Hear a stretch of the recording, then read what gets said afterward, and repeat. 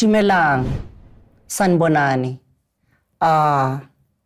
Welcome to the second edition of the I Choose to Be Active campaign's Womandla in Fitness webinar, brought to us by the Department of Sport, Arts and Culture. We are going to observe 30 seconds moment of silence as we remember the lives of those who have been lost because of gender-based violence and femicide.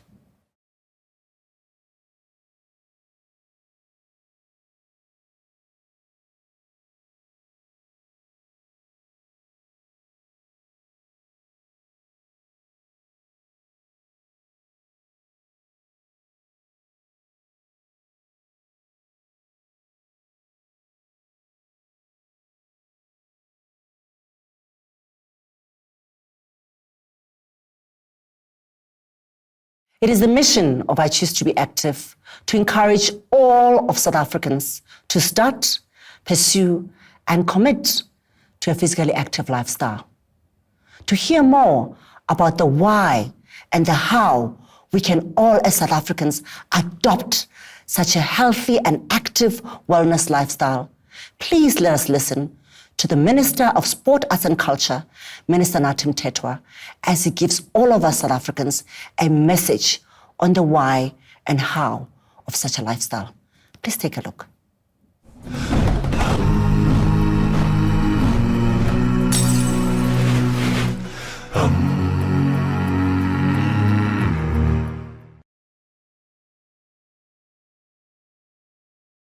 We don't only expect athletes to be active, but the whole of South Africa.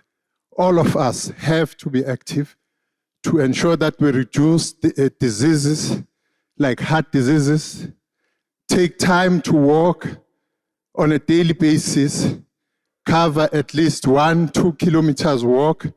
It will make a difference. And once more, South Africans, let's be active. We need an active society so that people reduces many other things, including stress, including depression. Every one of us should be active. You should be able to take walks. You should be able to engage in activities which are going to ensure that your body, which will help your mind as well to be active. And when we do that, we do it under the theme in the department, I choose to be active. How about you? Doesn't take much, but the benefits is that it contributes to the broader society being active and help us to have a healthy nation. It is our desire to get many South Africans to start a physically active routine, pursue and commit to it, as well as encourage their families, friends, and the community they live in to also commit to physically active lifestyle of health and wellness. After all, a healthy nation inspires us all to become a winning nation.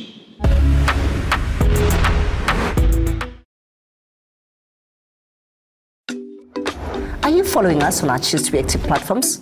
We are on TikTok, on Instagram, on Facebook, on Twitter, on YouTube, and there's a community that's waiting for you to be a part of them. And for you to get hold of that, just register because the link is on all our Choose to Be Active platforms on the bios. Thank you for joining us. On the 4th of March 2022, the world observed World Obesity Day under the theme, Everybody Needs to Act. It's become clear to all of us that we have a responsibility to curb this third pandemic. We are all being asked to look at what is it that triggers obesity and also demystify the myths and the misconceptions around obesity, whilst empowering those who are living with the disease to understand what is it that they can do in order to reduce obesity. Obesity, everyone needs to act, is the topic we are discussing today. And our panelists truly embody a lifestyle of people who have committed and in turn are encouraging other South Africans to start, pursue, and commit to a lifelong wellness. Allow me to introduce them to you. Dr. Bridget Hueman. Dr. Bridget Hueman holds a medical degree from the University of Witwatersrand in 1996, has worked as a general practitioner in private sector practice for 10 years prior to joining non-profit organization Right to Care. Dr. Hueman currently holds the position of medical manager at Thembaletu Clinic at the Helen Joseph Hospital. Welcome, Dr. Bridget Hueman. We are also joined by Matsepo Soka. Allow me please to introduce you to her. Matsepo Soka was weighing 160 kg in 2014. She has lost well over 23 kg by adopting a physically active lifestyle. She stopped making this journey about losing weight, but much more about adopting a healthier lifestyle for oneself. We cannot wait to unpack what she means by that.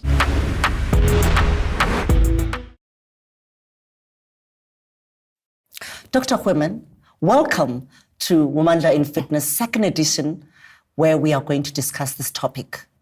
I would like us to really discuss this in layman terms. What is obesity? Thanks for the question, Kuyone. I think it's so important that we understand exactly what the definition of obesity is. Indeed. And it's also very important that we clarify the differences between being overweight and being obese. Mm-hmm. So in ordinary layman's terms, obesity is having excess of body fat, and that usually is associated with complications that come as a result. So the more scientific definition, however, of being obese is defined by something called a body mass index. So what is a BMI? A BMI looks at the relationship between your weight and your height. So it defines whether or not for your height you are at the correct weight. So a BMI of below 25 is considered normal. Between 25 and 30 is considered overweight. And more than 30 is then defined scientifically as being obese. So it's critical that communities and individuals have a clear understanding of what exactly obesity is. And the difference between obesity and overweightness is that obesity is a disease, whereas being overweight is just carrying additional fat, but you haven't yet reached that threshold of being obese. How does one know that they've reached the threshold, doctor? Obviously you would measure your weight and your height would be measured. And as I've said, the relationship between your weight and your height, if it's more than 30, it will then push you into the definition of being an obese individual. We've got a lot of myths and misconceptions around obesity. True. Added to that, we've got societal narratives that tend to upload the structure of those that are living with obesity. For example, we talk about women who are marriage material. We are often told of men who are perceived to be wealthy, or really as they saunter around in communities, we are told that it means that their women are looking after them. Now, how do we begin to amplify the need to unpack that that's actually not a sign of wealth, that's not a sign of being able to carry children better, or that you're marriage material, but that in fact it is a sickness? I think when you're trying to drive home a message, it's always important to start with younger people. So I think it needs to be inculcated in our education system that from a very young age, we need to understand what are the medical or the physical implications of being obese.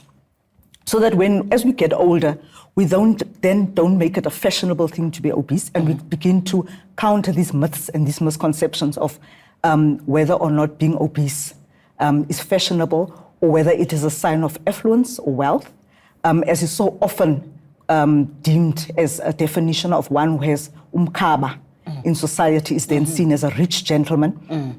Or in some cultures or in some societies, a newlywed bride would be encouraged to gain weight, because then it's a sign that she's been taken good care of by her husband, and it's a sign of marital bliss.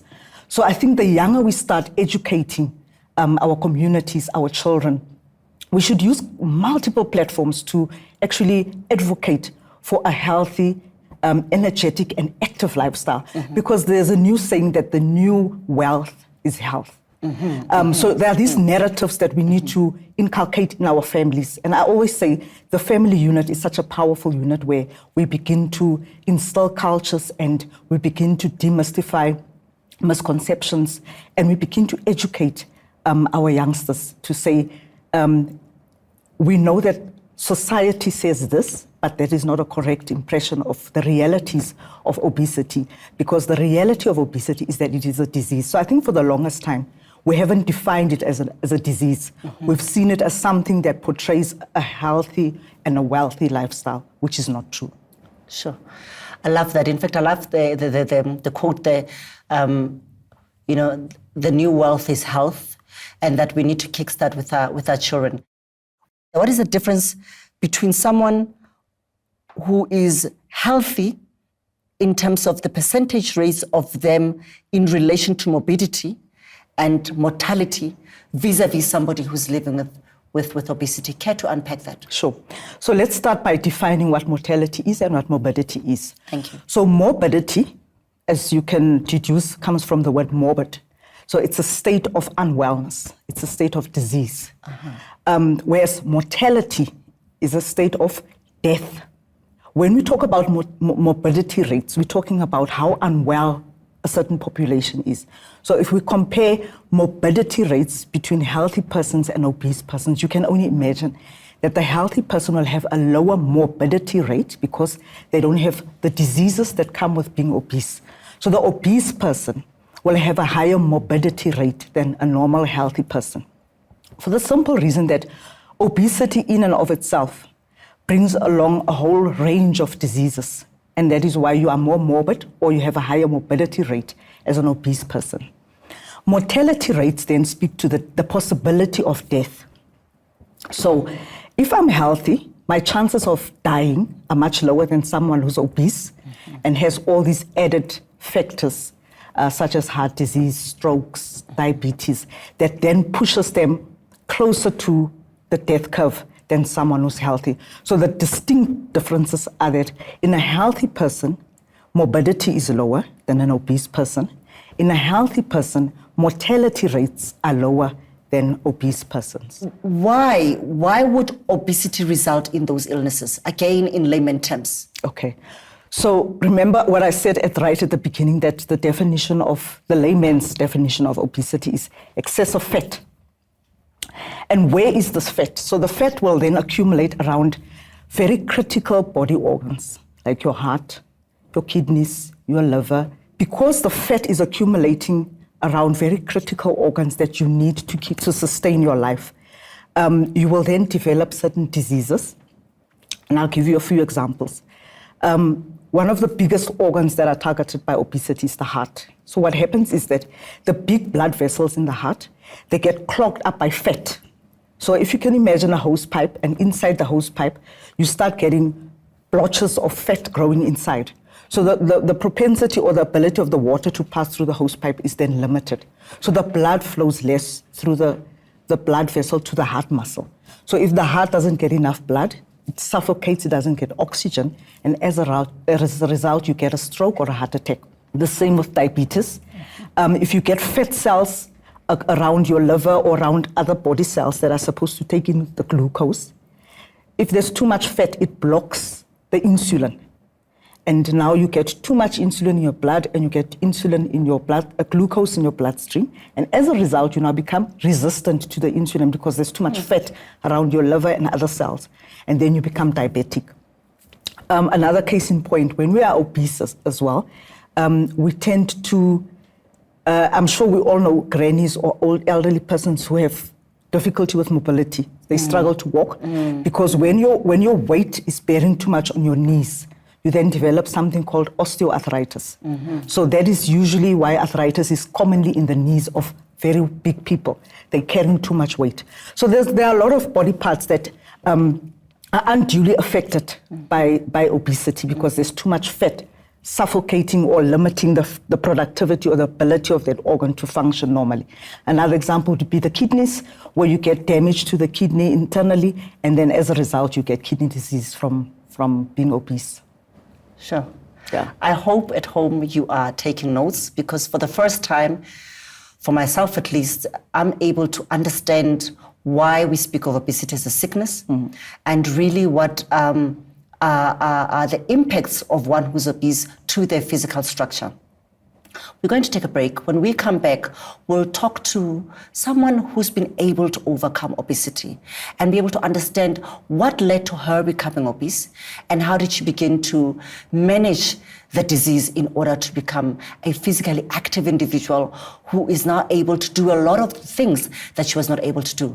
And in that conversation, we'll bring Dr. Hueman again to be able to reflect on the nuances around the narrative that she will be sharing with us, so that we can begin to apply the principles of what we have been able to share with you today. Thank you. We'll be back after this.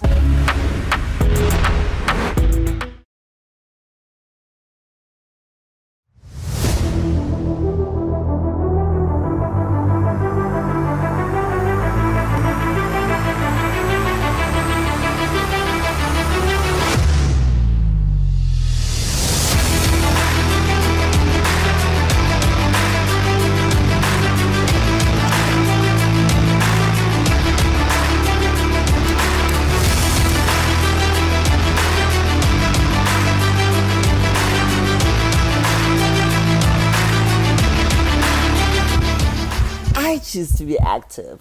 How about you?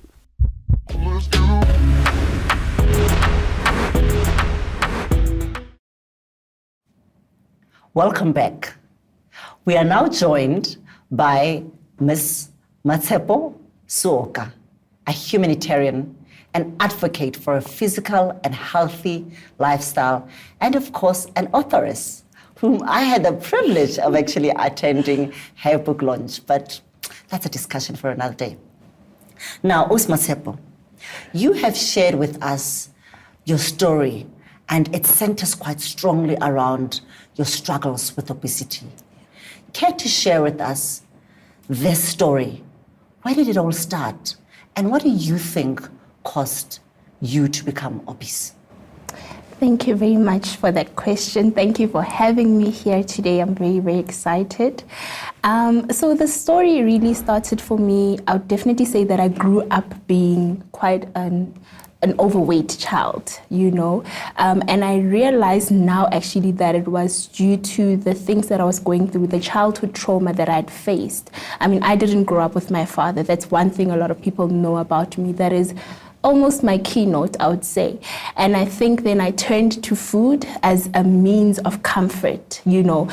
So then I think it started from a very young age. At first, I didn't see it. My family didn't see it. They all just thought, I mean, she's just being a child. And as I grew older, I mean, getting into my preteens, in my teens, like I just ran to food for comfort, you know.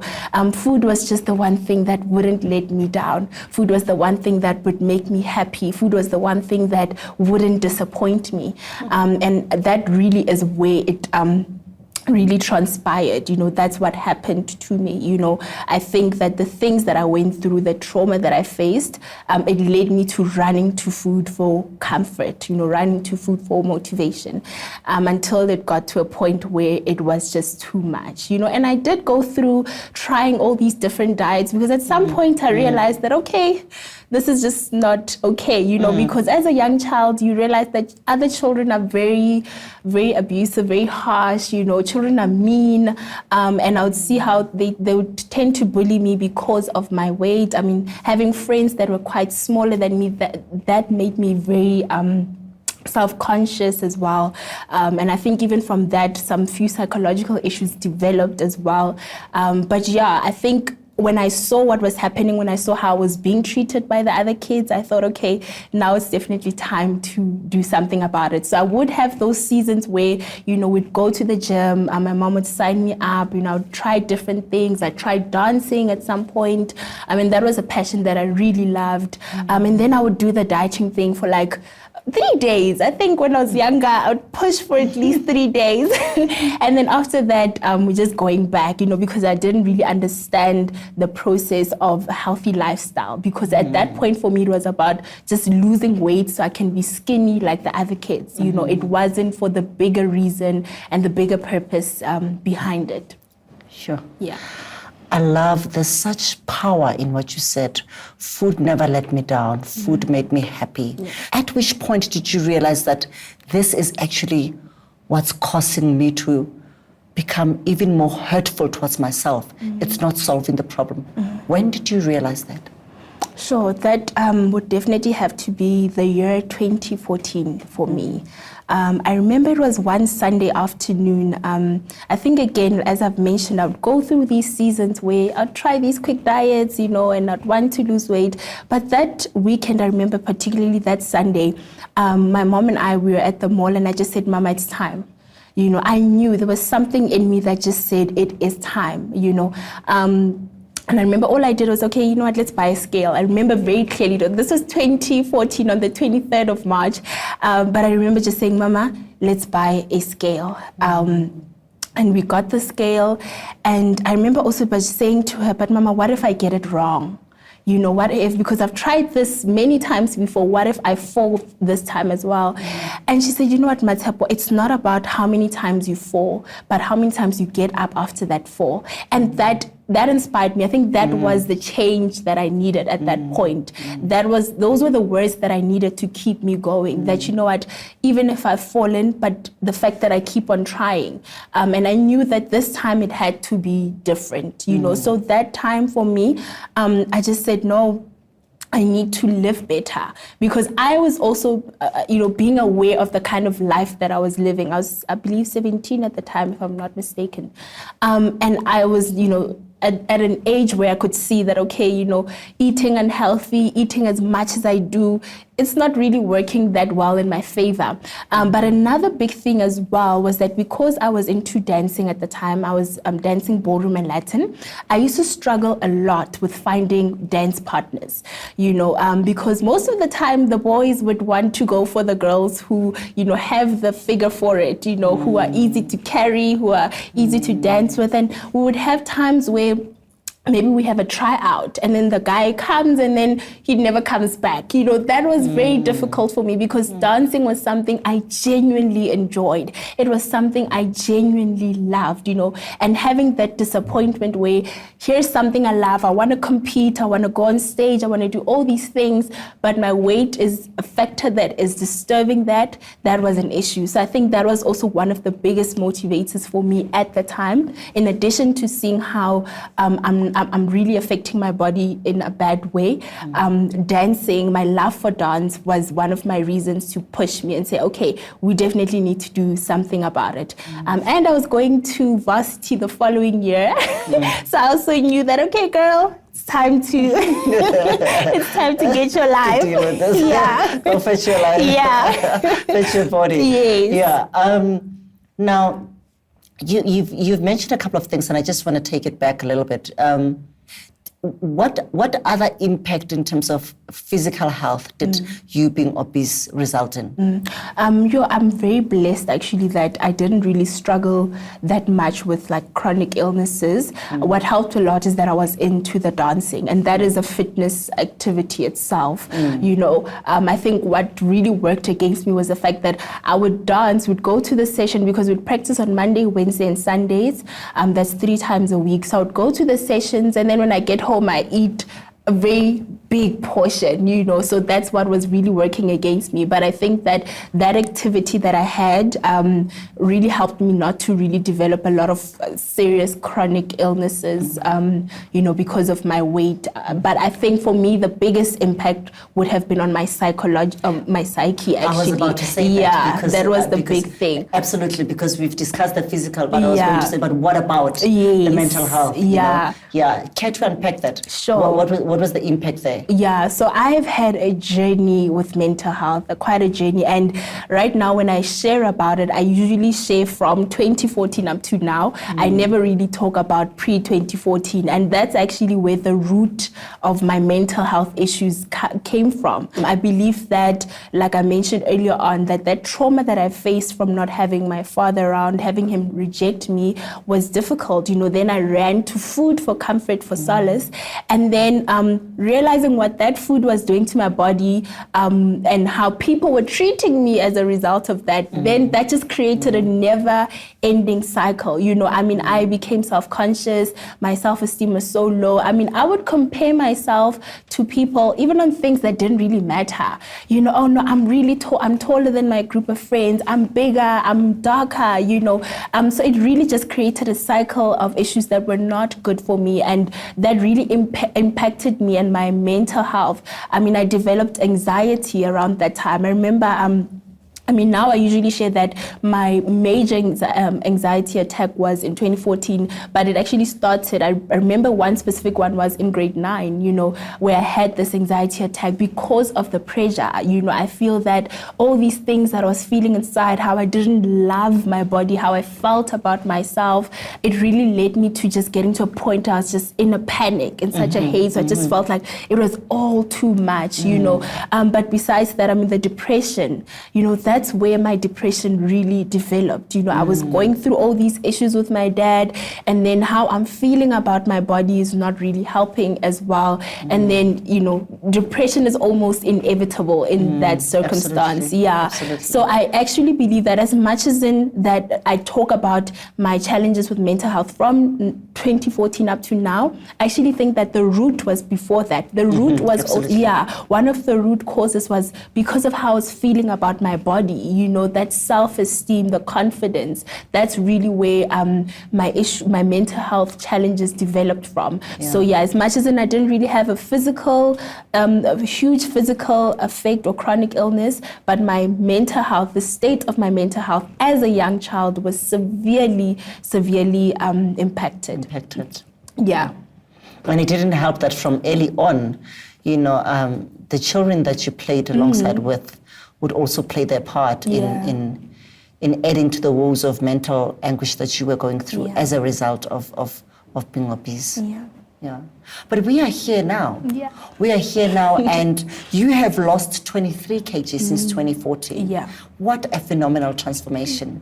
I love that you also wrote in your profile, or which you shared with us, where you said that at one point you used to preach thick and proud. Why do you say that you were wrong in speaking that way? Sure. Thank you so much for that question. I think I'll definitely say that when it comes to that concept of being thick and proud, I mean, that's something I really stood by quite a lot. I mean, as I was developing out of my preteen and getting to my teenage years, you know, that was something that was so big to me. I mean, till today, I mean, I really stand for that, being proud of who you are as a person and how you look.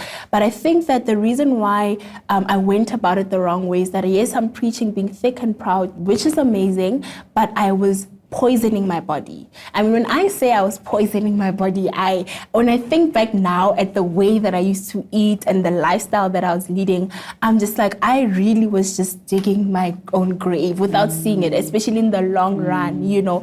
So I was going about it the wrong way, because here I am trying to spread a message, but then I am not really doing anything that speaks positively to what I'm saying, you know.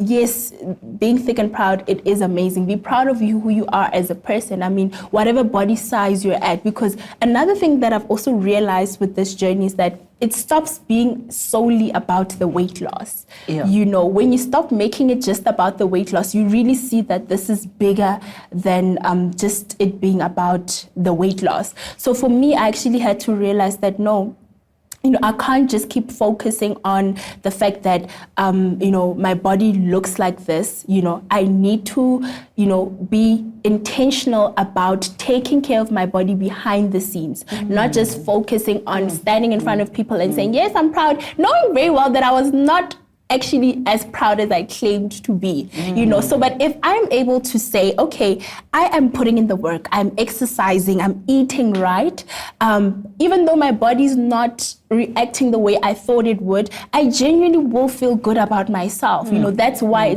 at some point it stops being just about how many kilos am I dropping. It becomes, okay, you know what, I'm doing the right thing. I am taking care of my body. I'm loving my body by giving it the right things that it needs, by working out. And therefore, I'm proud of who I am as a person. I'm proud of Matepo. I'm proud of how I look. I'm confident, you know. So I was going about it the wrong way because I was just not giving my body the right things it needs, you know. Should something, if I maybe had a chronic illness that developed from that, I mean, how would it have matched up with what I was saying in public, that I'm thick and proud, you know, but now this is what's going on. So it becomes a facade. So how do you keep up with the consistency? What do you do from Monday to Monday, I suppose? What do you do? Sure.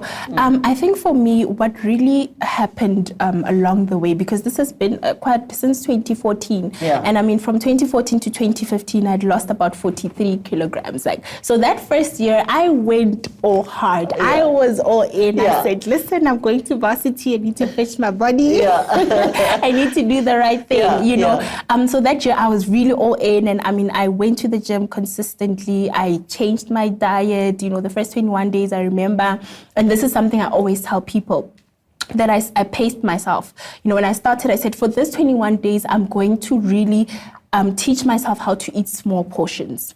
And I knew that by doing that, that's a way to activate my mindset. Because I think that's where a lot of people get it wrong. We don't start with it up here. You know, we don't activate our mindset and change the way we think about a particular thing. So I said, okay, I'm going to activate my mindset with this. I'm going to start to teach myself how to eat smaller portions. And then from that, I started introducing things into my diet, taking out things, the sugar aspect, you know, removing sugary items from my diet, you know, having more healthier options. And that's how things just, you know, grew. And then it got to that point where I'd lost so much weight, which I'm so proud of. And, you know, going to the gym was a very big factor. So now I just would like to add that around that time, my mental health issues really started to grow. They were impacting my personal life a lot. And what was the trigger, if you don't mind my asking? The trigger was from the daddy issues that I was facing, the rejection, you know. So I think at that point, I just blew up. You know, I really blew up. But why did it come back? You are now sitting, it's 2014, you've lost the weight. Yes. You've realized that, in fact, you are harming yourself more by reaching out for food, to give you the happiness that you so desire. How then were you still sitting with the mental health issues? Yeah, sure. You know, and it's a very good question that you asked there. I think I was I was fixing the symptoms, right? Remember, my eating habits and everything that I was doing was actually a symptom of the actual problem, the root. And I had not dealt with the root, which was the rejection that I felt, the pain that I felt from that rejection. So, I mean, I went into 2015 really just, I mean, I'd moved from Pretoria to Cape Town, the University of Cape Town. Yes, University of Cape Town, yes.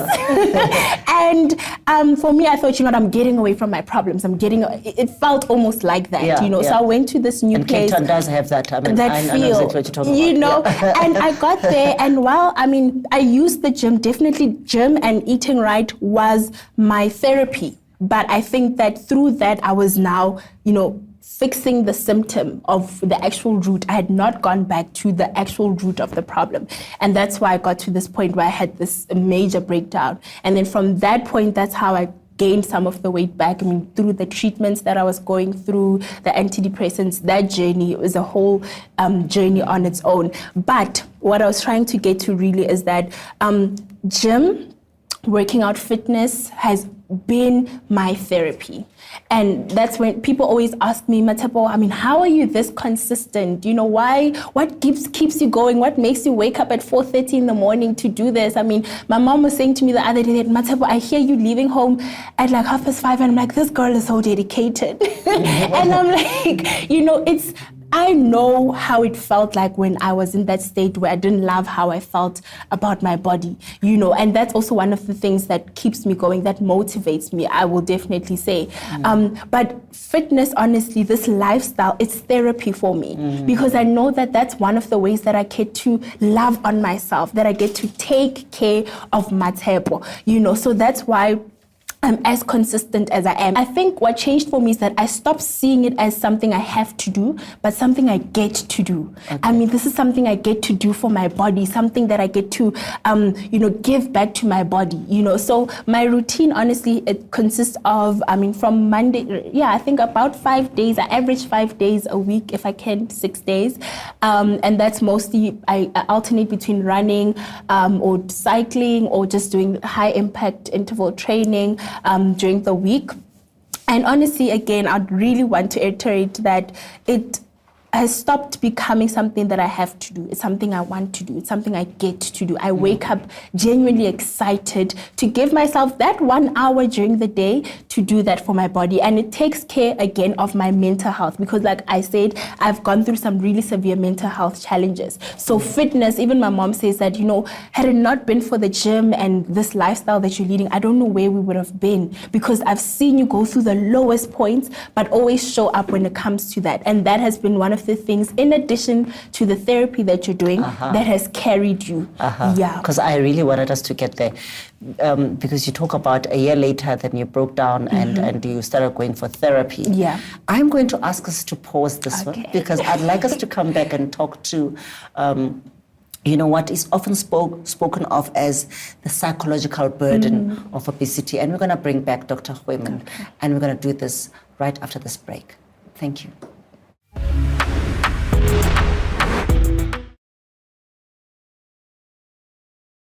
Welcome back.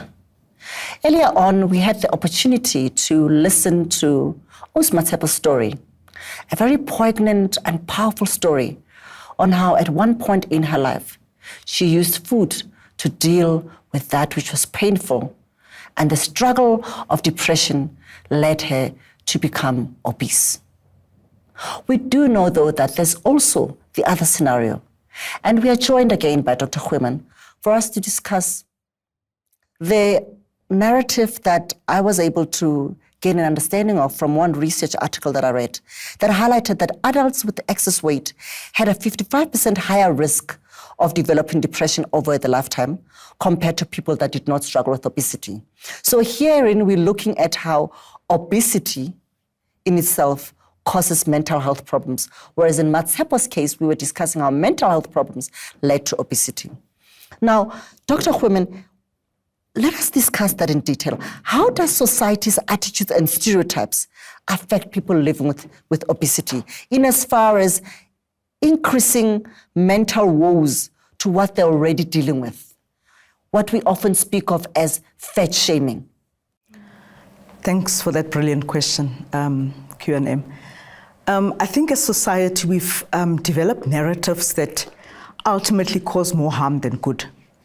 And I'll give you a few examples. The narrative that, central obesity in men specifically is associated with affluence and well-to-doness in society, and often people are applauded for being big. When it comes to females, the thinner you are, there's an assumption that you must be ill. And often we used to make the association of being underweight with HIV, for instance. And people would become the brunt of societal gossip, and in the communities it would be frowned upon as a young woman to be so skinny. And so we often find that as young women, we are, especially in an African culture and an African society, being overweight and being obese is encouraged because it just gives the impression that you are a happy soul, your heart is open, you are well taken care of by your spouse, you don't have issues. Whereas on the other hand, if we look at more westernized cultures and societies, the leaner you are or the thinner you are, the more beautiful you are. So those are some of the confusing narratives that often affect and impact young girls. And if we are not careful, they then begin to grow up with this confusion around body image, because there are distorted images that they see. On the one hand, you're encouraged to be big. On the one hand, it's more fashionable to be thin. So already when you're growing up as a youngster, you're dealing with the psychological impact of being an adolescent and all the baggage that comes with that. Added to that, when you have these confusing narratives, and you are not, the culture of being okay with your body is not encouraged at home, and you are not taught healthy habits. You are not taught that it is not okay to be obese, though it's perpetuated in some societies that the bigger you are, the better, as Matsepo had highlighted earlier, and that she was pushing the narrative of, thicker and proud. So I think it's so critical that we begin to dispel these myths, because they are so inherent in what society does to push youngsters over the edge. And along with it, the psychology of not only causing distorted body image and the body shaming that goes along with, on the one hand, as a child, when you're obese, you get teased. You become the brunt of rejection, as Matsepo so poignantly highlighted. And we all know what it's like and how lonely it can be for a child who's growing with obesity to just not be part of the in crowd. And when you grow up with that constant rejection and the pain of it, some people do find comfort in food. And ultimately, the weight gain gets worse. Now, I want to highlight the fact that genetically, some of us might be predisposed to being obese, but genetics in and of themselves do not necessarily cause obesity. So it is all these, the narratives, the myths, the behavior patterns that we grow up in that ultimately influences how we become and how we see ourselves in terms of body image. So the distorted body images often come from the narratives that are promoted in our societies. So I think it's so important that whatever we teach our children as youngsters is so very important. What they are taught at schools is so critical, because I can tell you, if a child says, my teacher said, you've lost the argument. So it's critical that, as I've said earlier on, the psychology of obesity, in terms of it leading to depression and depression leading to obesity, is so pertinent. And we need to not shame our children and not allow them to shame others, because that is another aspect of this, where our children become the bullies to children that are obese, because they also don't understand that when I tease an obese child, I'm actually perpetuating that obesity, because I'm driving them back to the source of the obesity. So I just think that it's such a huge problem, and but the beauty of it all is the hopeful stories like Matsepo's story, that this can be beaten. But it needs to start at a very young age, at grassroots. I think often we have the mistake and make the mistake of looking at governments and society, outward locuses of control to change the narratives on obesity. It starts at home. It starts with me as a mother, how I envisage myself. Am I confident about how I look? Do I then encourage my offspring, my child, my son, my daughter, to also take on the same pride in their image, and to say, let's walk, let's run, let's wake up, like Matsepo was saying, and get into healthy habits, because that's where it starts. We shouldn't let our kids get into a state of depression because they are obese and then want to act, because I think then it's late. But you only have to look at the way we've become this instant society. Everything is instant. The food we eat is instant. We just constantly rushing, and everything we want needs to come now. So that gratification of now and here is also contributing to this obesity culture. And what it often does is that we don't cook healthy meals. We want to drop in quickly at the takeaway store and grab whatever we can. We teach our kids that Spikos is the thing, the way to go. So it's such a vast topic that I don't think there's a golden or silver bullet to. It's just a societal problem, and it's multifaceted, but I still believe that it begins at an individual level for us to overcome this. So by not calling it out, right, and pretending that it doesn't exist, or not wanting to talk about it to someone that you are closer to, say that you are obese, you are then not helping that person, because, World Obesity Day says everybody needs to act, and in acting we need to do something about it. But on the other hand, if I call it out, somebody else might think I'm fat shaming them. So how do we then deal with it? That's a fantastic question. So I think, if you look at the statistics, a third of South Africans are overweight and obese. And it's more female than male. And 13% of our children are obese compared to 10% globally. Yes. That is major stats. And it's frightening statistics as well. So I think where we strike the balance, Naniki, without body shaming someone, is when you don't call out the obesity to shame someone, but you call it out because you are concerned about the person. Like you would rightly say, you're coughing, let's look into this TB. If you're scared to go to the clinic, I can come with you. Or I know someone that can assist you and navigate you through the process. So when we raise the issues around obesity and how to manage it, it's so important that we don't just call it out and not provide support.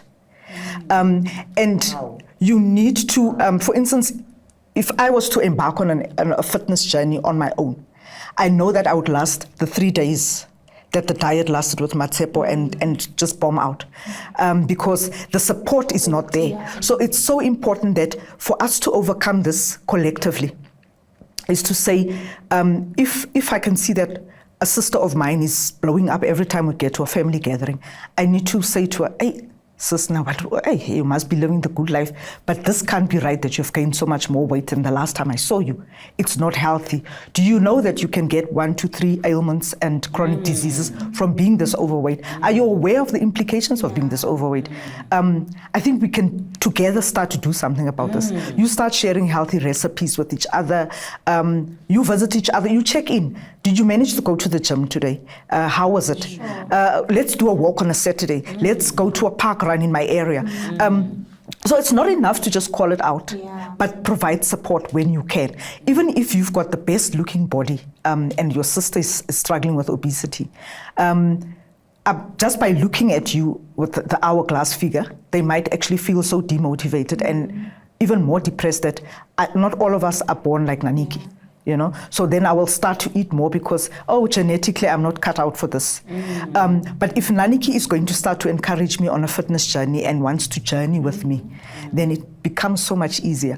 Family fitness programs are also very good. Like on a weekend in the mornings, instead of lounging around on the couch watching cartoons or whatever it is that we do, or going to eat fatty foods at the next takeaway outlet, we can take walks, half an hour, So I think the narrative around exercise being too demanding and it's work. If you see fitness like Matsepo sees, it's something that she gets to do. Then it becomes a lifestyle. So when we inculcate the culture of fitness is not about an exercise program because I have an end goal to lose weight, but fitness is a lifestyle in this family. We walk, we run, we cycle, we swim. There has to be some physical activity that happens in this household. And again, it comes back to the household. And when there are the bigger family gatherings with the extended family, we then privately sit and talk about it as sisters and then start those little groups. And you'd be amazed at how just by having support from others, the responses are so overwhelming and people start to feel good. Because remember the psychology as well of engaging on exercise programs is that when you are obese, you feel so isolated and alone. Nobody else understands how I feel. Nobody else has my weight. I'm so lonely. And the minute you go out to the gym, you meet others. You start making friendships. When you're running on the road, you run past another runner. You smile at each other. Your mood automatically lifts. Apart from the physical endorphins that you are releasing, that are obviously going to give you sort of a mental kick. The benefits to exercising are monumental and they are so invaluable that if I was to enumerate them, we'd be here the whole day. But it's just a lifestyle. I think that where we can strike the balance to say, I'm not calling out your weight because I think you're really losing it, But I'm trying to say to you, let's do this. Let's 'cause save you. It needs to become a lifestyle. Yes. Yeah, let's save you. Yeah. Speaking of accountability, Matsepo, you've got an amazing accountability WhatsApp group. Tell us about it. How did it start? Did you start it? Yes, so I know that Sam did a hashtag 90 days without sugar challenge. Yes. And I saw it for most of last year. It's like, and then I thought, okay, you know what, let's do this. But I love the aspect of accountability that Doctor spoke about and support. And I think the best way to really achieve any goal most of the time is if you have support from people, especially within health and fitness, because a lot of people, when you're doing it alone, you start and then you just stop, you know, because you just feel like, you know, there's no one cheering you up, you know, and cheering you on. But if I know that I'm accountable to someone else, it makes it easy, you know, easier. You know that, okay, 6 p.m. somebody's waiting for me to clock in and say I've did the workout. Yeah. Somebody's waiting for me to post the food that I've had. Yeah. You know, it makes it definitely more. You become more accountable. You know. So for me, I said, okay, you know what? I want to actually join this, but I know that doing it on my own, it might, you know, I might lose motivation along the way. So I said, let me start a WhatsApp group. So we started the first one with I think it was 27 August last year when we did the first round, and it went well, but this group as well is amazing. From the 3rd, I think it was the 10th of January that we did the other group. And when I say this WhatsApp group is amazing, it's an understatement. Like so far, the active people, I'll definitely say people that check in every day around 10, 12, 13, 15, But there's a lot of people, because you know when we start, everybody's on that bus, we all want to get on it. And one of the rules I put on the first day is I said, you know what, this is not a observer group. You're not going to come in and then just observe. You participate, meaning that you clock in. When you wake up if you're team AM, you clock in your exercises, send us your pictures. You know, if you're team PM, show us that you've worked out. And it's so amazing. I mean, everybody's sending their screenshots of pictures. And then on those days when people cheat, I'm like, you need to be transparent, you know, confess, and then we forgive you and we move on. So we've learned how to make it so fun, you know. And everybody, I mean, we're in 60 days, yes. And the people are saying, you know what, this group has been so amazing. I mean, even I feel it, because the amount of support that we give each other, we carry each other, you know. We have those seasons, some days where people are like, yo, I'm so demotivated today. And then every one of us is like, no, you can do it. Remember your why. You know, because when we started, I said, I had posted to everyone, in addition to the rules, I said, remember, ask yourself, what is your why? What is your why? Why do you need to do this? Because I think if you're going to start any journey, you need to know, why are you doing it? If you don't have a goal, a why, you're going to get demotivated along the way. You know, so when they feel demotivated, we post them back to their whys. They had to post it, you know, we direct them back. Remember your why. So that group has been so amazing, and I really want to encourage people that when you start a fitness journey, do it with people, you know, have people that you're accountable to. I mean, I'm so grateful for my mother, because when I started my journey, I mean, she then started to realize that this is working. I mean, after the 21 days, I'm no longer eating as much as I was, you know, and she was starting to see the change. And then she said, okay, I want to actually join in on that bus, you know, and then she also ended up losing about 15 kilograms, you know, within that space. So then, you know, when you're doing it together, I mean, she supported me so much, and then it encouraged other people. I mean, the both of us now, when we get to a restaurant, we barely order anything fizzy to drink. We'll have water with lemon. Not because we feel like, oh my gosh, I have to, like, we genuinely enjoy.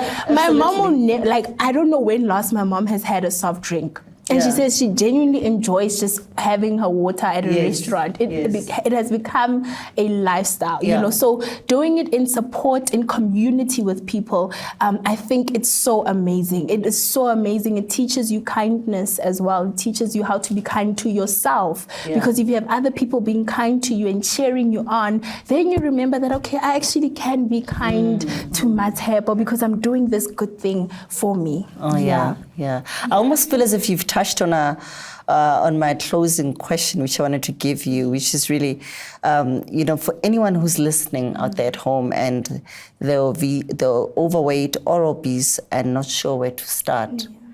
But what is that one thing, perhaps, that you did not get the chance to share with us this afternoon, that you would tell someone out at home who's saying, I've heard you, Matsepa, but I'm still not quite convinced. Yeah. Sure. I think you can see how I wanted to just jump out of my chair and answer that question. The biggest thing for me, it goes back to love, self-love. Yeah. You know, if you love, I think anything that you love, you want to take care of. I think we can all agree on that. If you love something, you genuinely want to cherish it. You want to make sure that it, you know, it blossoms, you know. And I think that's how we need to start seeing ourselves as people. When I love myself, I want to take care of myself. I want to take care of my body, that it can take care of me, you know, that it can be with me in the long run, you know. So for me, that is the greatest advice. I always say, even to people who want to start the journey, I always say, listen, you need to be kind to yourself on this journey. You know, I think the aspect of love, of self-love, because people think, okay, you know what, I'm going to do this, and then after I lose 20 kilograms, I'm going to love myself. No, you start to love yourself on that day when you make the decision, because that's where the love is. You choosing to do something about the situation is a reflection of the love that you have for yourself. Not the hatred. Not the hatred. Absolutely. You know, so you don't wait till whenever to come and love yourself. So every single day while you're walking this journey, you love on yourself more. You become kind to yourself, because there are those days where maybe you won't get it right, and it's okay. You say, okay, today we didn't get it right. It's not a bad life, just a bad day. Tomorrow we're going to try again. So you learn how to be kinder to yourself, how to love yourself, how to love how you look. And then when you stand and say thick and proud, you know that, okay, behind the scenes, I'm actually really doing the things that reflect that I'm proud of who I am. I love myself, you know. So self-love is really the biggest thing that I can share to people to motivate them, you know. Everything is centered around that. And then you remember your why. You ask yourself, what is your why? I think when you have a why, that is the greatest push. On those days when it's hard, you remember why you started this journey. I want to be able to inspire my children one day and create this lifestyle. Then you cannot quit.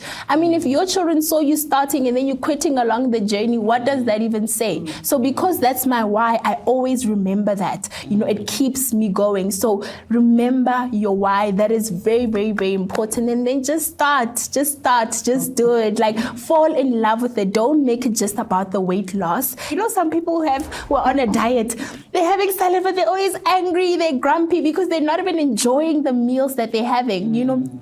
Find ways to, you know, make your meals enjoyable, make them fun, try different things, you know. Healthy doesn't mean boring. I think that's what people have the idea, oh no, I'm going to have salads all day. No, healthy doesn't mean boring. I mean, if you're going out, have your meat and then have veggies, you know, that is not in any sense boring. You can get nice flavors, you know. So people must like enjoy the lifestyle. When it becomes a part of you, when it's a lifestyle, it's so enjoyable. You don't look back. You can get to a restaurant, just order water and lemon with your meal, and you don't feel like there's anything wrong, you know. So it's fun, healthy. I just wish I could shout it to the world, like, fitness is fun, running is fun. It's so infectious. Yeah. Thank you so much. Thank you. I'm going to hand over now to Dr. Women. In closing, how do we conscientize society in becoming drivers of a socially cohesive nation, which we mandated to as a department to drive, you know, a society that appreciates and respects us for the differences that we have, but still being able to live cohesively with each other. How do we become, as a society, the kind that begins to be kinder to those who are living with obesity, and at the same time being able to help them to become a physically active nation? You may have touched on it, but I'd just like us then to just recap it. What would you say? You know, in terms of societal conceptions of why people are obese, we tend to find that people think obesity is about weakness, and it's about sloth, you know, lazy, fat people that eat so much. And I think if we begin to understand obesity as a disease, it automatically changes our mindset, because then we understand that it's not a conscious decision for someone to just wake up and decide, I'm going to be obese tomorrow. It's a chronic disease, just like diabetes, hypertension, that people struggle with. So the kindness, I think, will come from understanding the reasons why people are obese. And for the longest time, we've associated obesity with people that are just lazy, that eat too much fatty foods, that just don't want to get up from their behind. So I think platforms like this are so powerful because they reach out to such a wider aspect of society to change the narratives. And I think, especially for us as Africans, we've perpetuated these narratives for the longest time. For centuries immemorial, we've had parents patting us on the back if we've gained a few more kilos, you know. And so our generation needs to say, it stops here and it stops now. We need to act. So I think that title is so apt. That was formulated for the 4th of March, that it's time we all acted. As individuals, we need to come on board and say, I will not perpetuate false narratives and myths around obesity. I myself will be a living example that obesity can be overcome. And you don't have to start big. You know, you start with small things, following a low-calorie diet, being more cognizant and more conscious to what is on your plate, making exercise about lifestyle and not about punishment or having to do extra labor. But when you take a walk, a brisk walk, or you cycle, or you swim for that matter, if you start seeing exercise as just as much as you need oxygen to breathe, you need exercise to look after this. And that exercise actually allows you, as Matsepo has said, to look after this. And if you love this, then you will not see any of the measures you need to take as a burden. So it's high time we change the mindset. And I loved what you said earlier on about how it all starts up in the mind. You talked earlier on about how you decided no more sugar. I stopped taking sugar when I was in standard 11 back in the day. It's now grade 11 now, standard 9, was not taking sugar. And sometimes people ask me, how you're getting old in life, but the last time I saw you looked more or less the same. How come? What's your secret? Absolutely. And what I say is my secret simply is I don't take sugar. I drink as much water as I can. I try at least 3 times a week to do some activity that's physical. And what I mean by that is not necessarily going to the gym, because that's another myth that we have about exercise, is that it must be about going to a gym. Absolutely. And then all the excuses come along. Oh, but I don't have money for gym fees, and I need to take a taxi to the gym and so on. And it's going to take time out of my day and so on. But like I said, you know, when it becomes something that you begin at home, as a family habit, and what does it take to form something as a habit? 21 days of doing it consistently. You talked earlier about consistency. And so for us to impact society, we need to start where the whole thing starts, with the self-love. Promoting others, because if you love yourself, you're happy to give that love to others.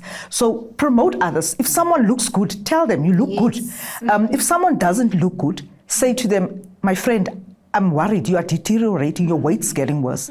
Let's do this together. I think you need to do something about it. And stop sort of brushing it aside as, oh, but because 1/3 of South Africans are overweight, it's the norm. We only have to look around us to see how many South Africans are overweight. It's frightening. So I think there is much that can be done. And as I've said, we need to act, and we need to start, and we need to start now.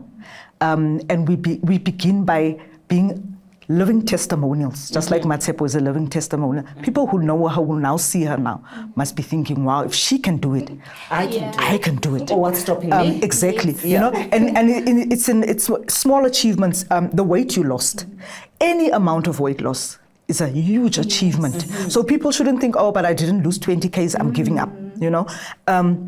Celebrate yourself. Celebrate your birthday. How many people don't celebrate their birthdays? It comes back to the self-love theory of people don't even know when they are born, so they don't even celebrate. When they've lost the kilos, they don't celebrate it. When they've taken the run and finished the 5Ks, you don't celebrate it. So these are small achievements that on a personal level motivates us, gives us more self-esteem, a sense of accomplishment. But I think it's high time we now stopped this narrative being perpetuated that being a couch potato is okay. And the black middle class culture is also seeping in, you know. Black people are becoming more affluent. They can afford to live in the suburbs. They have these big screen TVs. Everyone has their own view in their room. So the kids get to watch TV and the parents are happy that they are being babysat. So Techno friends. yes, our generation needs to actively become conscious of these changes in our society, and we can change this. I strongly believe that we can change this, but we all need to act. We certainly do. Thank you so much, Dr. Hoyman. Thank you so much, Osmatsepo. This was really, really insightful. And I trust that you at home also got to benefit from all the incredible insights that empowered us today.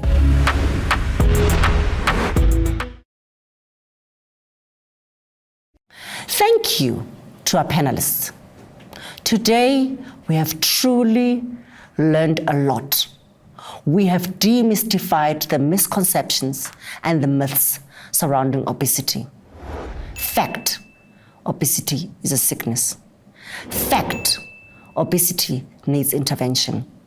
Fact, how we as a society deal with obesity has far greater risks of alienating those who are plunged then into further depression and other related mental illnesses because of the way we talk to them and the way we talk about obesity. Fact, we can all play our part and act to end obesity by supporting those who are managing it so that we can truly become a winning nation. Because a healthy nation is indeed a winning nation. Ke nna Kgosigadi Nanik Malesa. Ke itumeletse go nna le lona. Tlholang sentle. I choose to be active. How about you?